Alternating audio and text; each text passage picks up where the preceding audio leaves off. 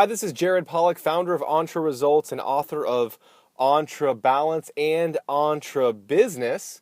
Excited for another awesome podcast today. I remember when I was a freshman in high school, it was the first time I ever remember creating goals. Not saying I wasn't creating goals at some point besides that, because goals can be looked at in a variety of different ways, even as you were a young kid. But that's the first time I remember putting a goal for the GPA that I wanted to have when I graduated from high school. So my freshman year, I remember going to a little mini workshop at our school, and I wrote down that I wanted to have a 4.2 GPA when I graduated from high school. Now, we were on a weighted scale, but a 4.2 would definitely probably end up to be, in the top, at least top 5% of the class. So that was an aggressive goal. I went to an awesome high school, a lot of very intelligent,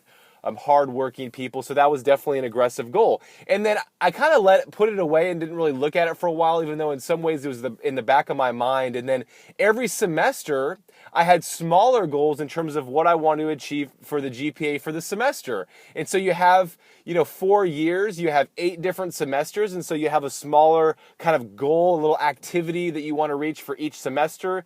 And then long story short, crazy enough, even though I hadn't really looked at the goal a lot, as I got to my senior year, I ended up with, I think, a 4.196 GPA, something like that, rounded it up to 4.2. So actually ended up achieving my goal in high school. And so basically, I know goal setting is a topic that is beat to death. However, I want to look at something a little bit different today, and the topic is 7 mistakes people make when setting personal goals. 7 mistakes people make when setting personal goals. And the Entre Results goal setting process, the success planner tool, which you can get for an online course, literally it's a lot of my experience with setting goals and a lot of the mistakes that other programs have, a lot of the mistakes that honestly I did. It was I started out as a coach many years ago, and I changed and created a program that works really, really well to overcome some of the mistakes that people make. So here are the 7 things to look at. Number 1, there's no purpose or why behind the goal. Meaning you can set a goal, but there's not a big enough why or purpose, and so in essence, people just aren't going to achieve that goal anyway. Number 2, there's no bite-sized activities to achieve the result. Meaning, a lot of times people put out a goal, but there's no steps. There's no mini baby steps or micro steps in order to achieve the goal or the result that they ultimately want.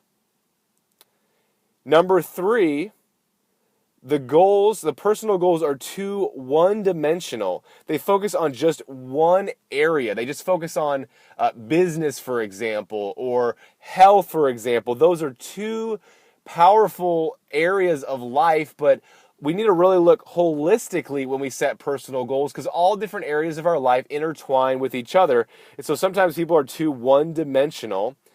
Number 4, once complete, it's never looked at. So once the goals are set, they're never looked at. And I'll still make the case that it's still powerful to go through the process of creating goals, even if you don't look at them. However, it's obviously much more powerful when we look at them consistently, daily, for sure weekly, and have them in the forefront of our mind. Number 5, there's not a support team for achieving the goals. A lot of times people think that, growing up in America, if you're listening to this podcast in the United States, it's sort of a do-it-yourself, go at it kind of cowboy type way. Listen, that's really not the case when you really study great people that have achieved a lot of things. We need to have a support team around us. Who are the people that are going to help us achieve the goals that we want? Who is going to help us get there? Number 6, oftentimes there's not enough celebration for wins or celebration for achieving the goals. People hit their goals and blast right on to the next thing. And listen, life's tough. Sometimes we need to slow down and celebrate wins. Number 7, and definitely this is the last one, although there's many other mistakes that people make that we just don't have quite time on this podcast today. But number 7 is not writing, or basically the mistake is people writing their goals and not taking into account the personal bent or the personal specific way that would best fit each individual. So for example, some people, they need to write massive goals, big goals, many goals, and if they end up only achieving 20% or 30% of these massive goals that they set out, then they're actually farther along than they would be than if they set like very smaller, even more, I guess, realistic goals to some degree. However, some people putting those huge goals in place, that would demotivate them, that would frustrate them because they're so far behind. And so some people need to create goals, maybe fewer goals, maybe make them a little bit more realistic in terms of the ability to achieve them. Because sometimes if people don't believe at all that they can achieve the goal, they won't even try at all. And I guess this kind of really comes into where coaching is really helpful to really understand the bent of each person. So that's it. So number 7, I know that was a little bit confusing, but not writing the goals according to a personal bent or individual characteristics. So those are the 7. Have fun, go out and take action, and have a better than amazing day.